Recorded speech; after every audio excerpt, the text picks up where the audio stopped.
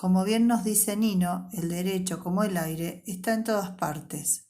Esto es así, puesto que el derecho se encuentra presente en la mayor parte de nuestros actos de la vida cotidiana, desde tomar un colectivo, el pago del pasaje, la compra de una vivienda, la concurrencia a la escuela, en las relaciones entre vecinos, hasta incluso en la libre circulación por el territorio nacional.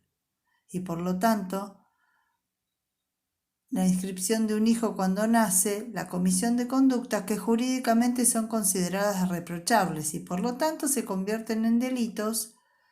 En suma, todo eso es derecho. Pero, ¿qué es derecho?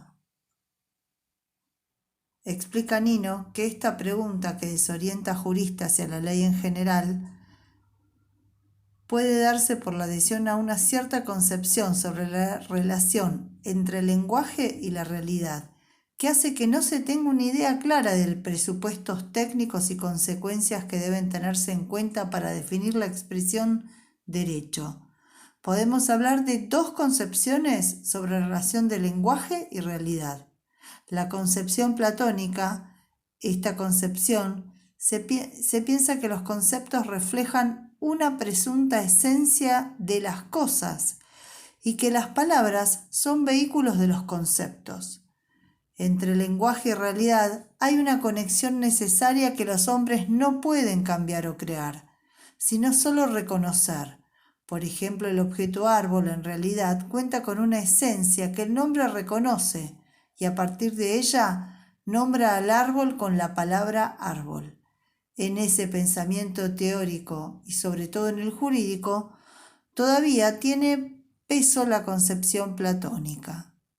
La concepción convencionalista, propia de la filosofía analítica, supone que existe una relación entre el lenguaje, que es el sistema de símbolos, y la realidad, pero sostiene que ha sido establecida de manera arbitraria por los hombres.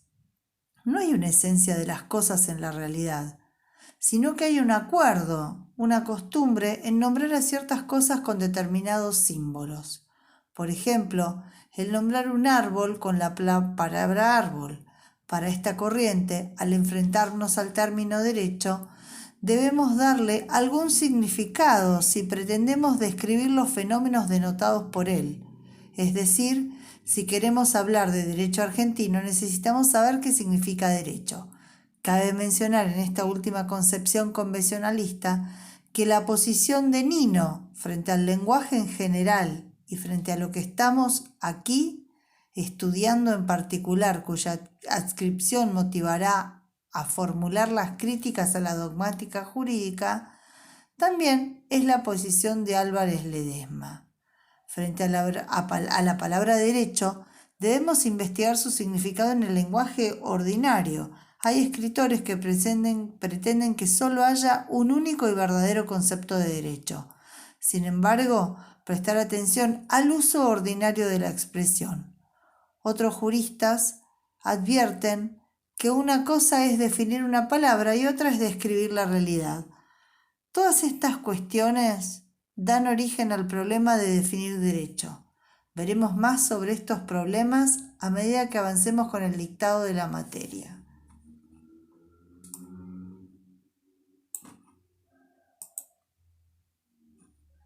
Otros problemas por los que resulta dificultoso describir el derecho. Es un término ambiguo, puede entenderse de varios modos, admitir diversas interpretaciones y dar por consiguiente motivo a dudas, incertidumbre o confusión. Derecho es un término vago, porque no es posible enunciar, teniendo en cuenta el uso ordinario, propiedades que deben estar presentes en todos los casos que la palabra se usa. Esto lo dice Nino en 2001. Entonces, podríamos decir que para hablar de derecho, el término debe incluir a la coactividad como propiedad. El problema es que existen sectores de la realidad jurídica que no presentan esa característica. Tal es el caso de la mayor parte del Código Civil, puesto que las normas que lo componen no son coactivas, como sí lo son las del Código Penal. También podríamos decir que la propiedad que define el término derecho es que éste se compone de directivas promulgadas por una autoridad.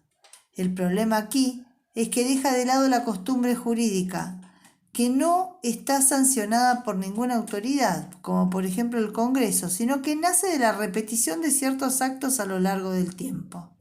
Otra propiedad que define el derecho podría ser que el derecho se trata de reglas generales. Sin embargo, si el derecho fueran reglas generales, quedarían fuera de su denotación las sentencias judiciales, que no son normas generales, sino normas particulares.